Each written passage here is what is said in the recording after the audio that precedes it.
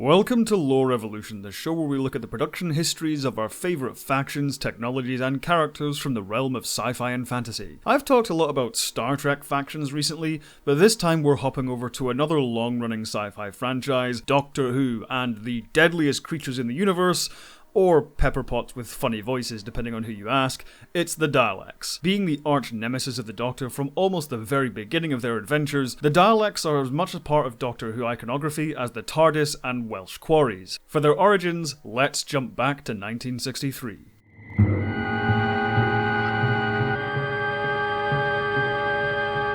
In November 1963, Doctor Who debuted with William Hartnell as the first incarnation. However, after the conclusion of the first serial by December, higher-ups at the BBC were unimpressed with the result and decided to cancel the series after its first season. It would be the second serial, at the time titled The Mutants, which would ensure Doctor Who continued appearing on TV screens for 50 years afterwards. The Daleks were created by Terry Nation. Nation was a child during the Second World War and grew into adulthood in the post-war Britain, all too aware of the bombed-out streets and rationing which took many years to fade. By the 60s, well into a successful career as a television writer, he approached his script for the second Doctor Who serial with these childhood memories firmly in mind. He created the Daleks as an overt allegory to Nazism, its philosophy, and the end result of its rhetoric. Their origins begin on the planet Skaro, centuries after a devastating war between two opposing nations which has left the planet in ruins, and one side, the former Khaleds, as mutated creatures encased in a mobility vehicle designed as the ultimate killing machine.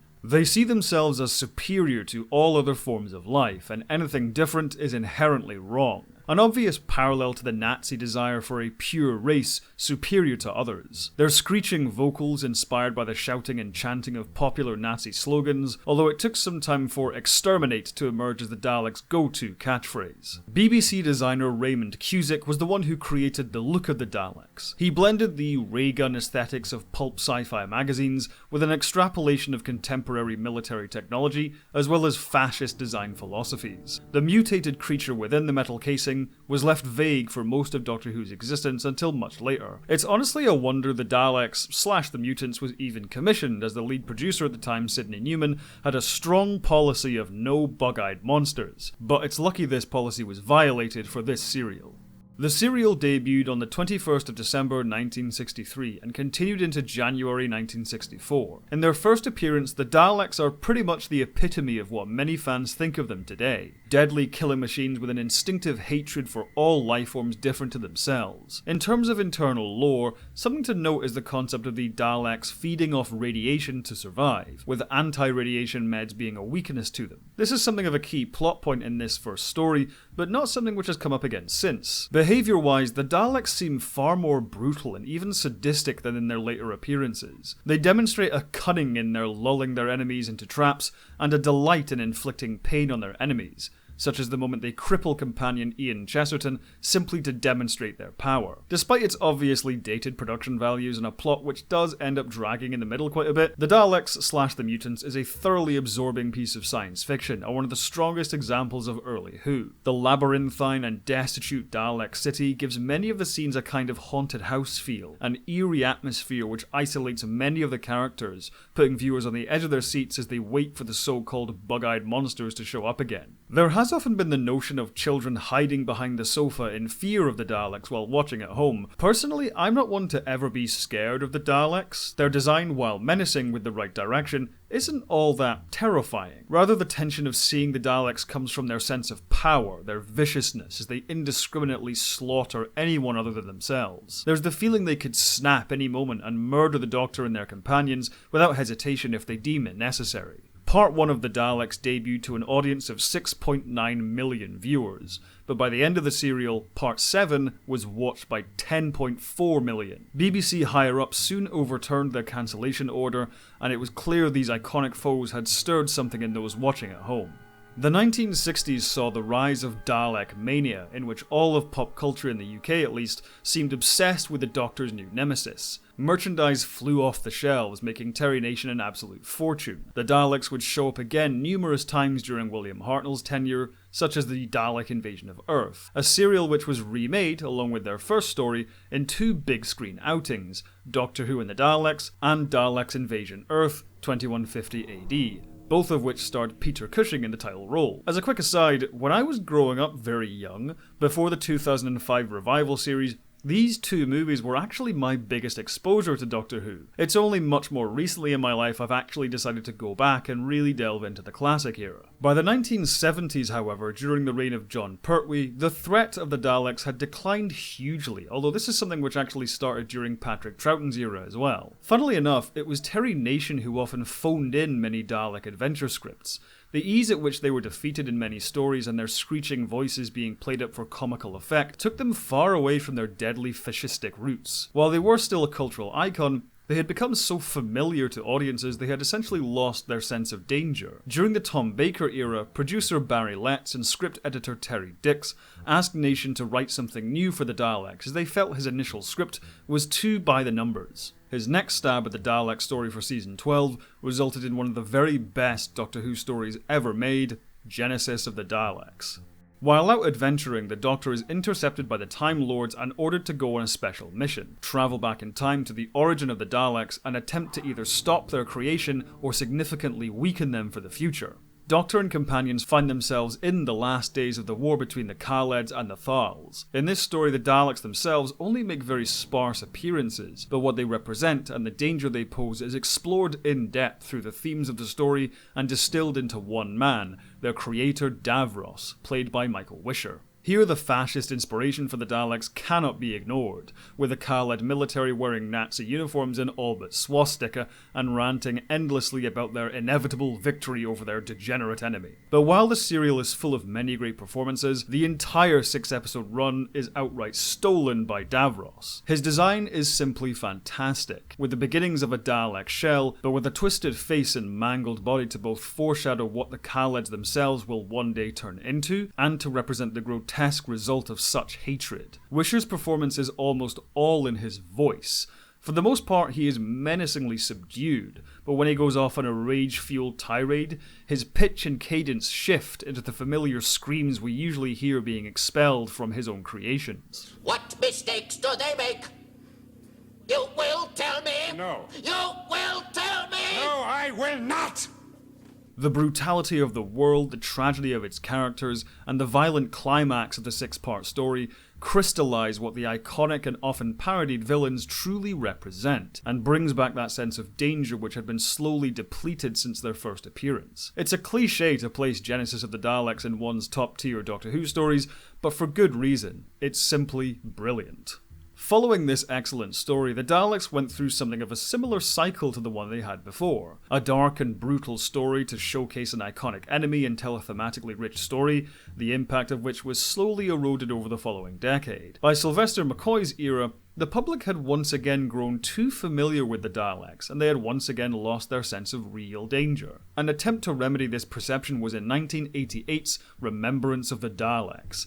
It's a truly excellent story which sees the Daleks split into two factions. One side evolved to the point where they are no longer considered pure, no longer considered Dalek enough, a conflict which is weaved into a subtext of anti-racism throughout the story. It too is one of the strongest examples of classic Doctor Who and easily one of the best Dalek stories. It's just a shame that by this point in the show's life, appreciation for Doctor Who had sharply declined. Many viewers who may have held a dismissive attitude toward the Doctor's nemesis missed out on a well-crafted reminder of how great they could be. The following year marked the end of this era with the show's cancellation. As we know, however, Doctor Who would return in 2005 with the revived series. This was when I personally started watching Doctor Who on a regular basis. As someone with fond memories of the classic era, but only a vague impression of the actual stories, I was excited to sit down with the family and give this new version a go. But like many, I too held in my mind an image of the Daleks which was very unflattering.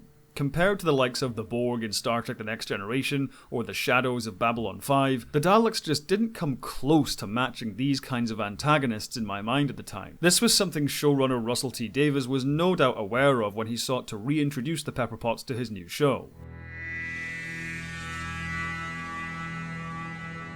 Taking inspiration from Robert Shearman's audio adventure Jubilee, Season 1's Dalek is an episode which puts all of the doubters to shame. Following the conclusion of the Time War, an event which Russell T Davies says effectively began with Genesis of the Daleks, the Doctor finds himself as the last of his kind along with the last Dalek, trapped in a collection of extraterrestrial artifacts owned by tech mogul Henry Van Staten, who naturally has no idea what he has imprisoned. Designer Matt Savage was given the task of updating the design, and he does so in terrific fashion. The plastic, space-age look of the original Dalek is altered to a rusted bronze, almost steampunk look. While it may sound like a strange approach, it really succeeds in making the Daleks seem grounded and real again. Eccleston's incredible performance opposite his arch foe further cements just how much damage these creatures have done to countless civilizations across the universe, and how much damage they've inflicted personally on the Doctor. Once it inevitably breaks out, the following rampage through the underground base seems like it's been engineered to shut down many of the snide criticisms which have been made over the years. The plunger can crush a skull, it can fly over any obstacle, it can turn sections of its body making it impossible to sneak up on, bullets melt before they even hit the outer casing, and so on.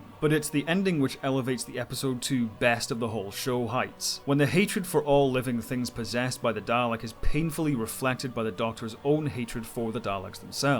And finally, after so many years, we get a real good look at the thing inside the shell. After it's slaughtered its way through dozens of troops without breaking a sweat, to see a weak, barely mobile creature in great pain once again hammers in what a society built on Dalek-like rhetoric turns people into.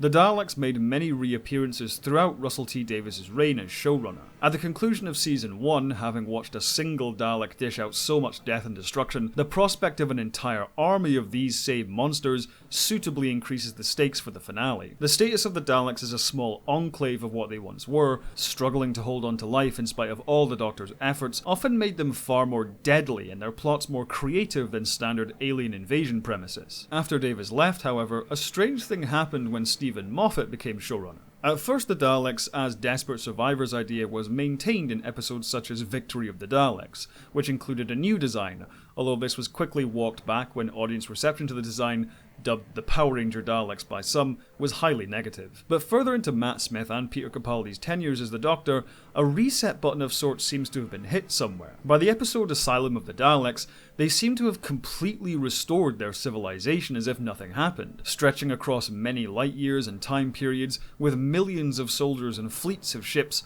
all without explanation. While many of the Dalek episodes during this era are perfectly fine, few if any have succeeded in capturing that sense of true terror, or used the Daleks for truly thematically rich stories, as have been done before. The closest it came, in my opinion, was the two-parter The Magician's Apprentice and The Witch's Familiar, in which the Doctor confronts Davros, seemingly for the last time at the beginning of Part 1. However, this eventually gives way to yet another cookie-cutter Dalek plot. The same has unfortunately happened in recent Who as well. Showrunner Chris Chibnall has come up with really interesting concepts, such as the Daleks having the ability to use other life forms as their vehicles, but once again, resolution and revolution of the Daleks soon gave way to standard Dalek take over the world plots. It seems once again pop culture has entered a lull with the Daleks, threatening and thematically rich villains dismissed by many others as being overdone. But if examination of their history has proved anything, it's that another great Dalek story is only a matter of time.